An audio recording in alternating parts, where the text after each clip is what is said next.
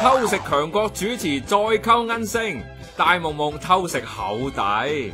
大夢夢同太極鼓手朱漢博 Ricky 上個禮拜被爆出拖手照，先有 Ricky 正印太太 Annie 向傳媒爆大鑊，指兩個人並冇分居，亦冇離婚，更因為夢夢出現而導致分居啊。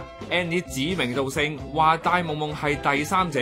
近日亦有熱心市民指大夢夢曾經拆散一個陳姓嘅大好家庭。夢夢做第三者有一手，原來偷食都好叻噶。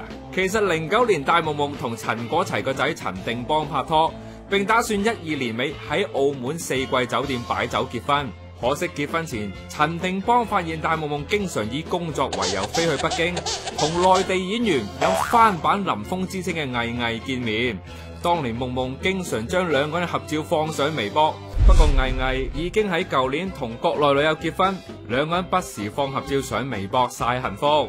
另一次出軌係陳定邦又發現夢夢同 MV 對手楊盼盼徒弟張文強互發情慾短信，連環偷食斷正，呢次令陳定邦決心分手。原來夢夢同 Ricky 07年已經有同台演出，但唔知今次夢夢又可以同 Ricky 玩幾耐呢？ Hello， 大家好，我係 Janice 衛蘭 ，Face Pop 一開即開，韓妞最強，快啲下載萬片如雲。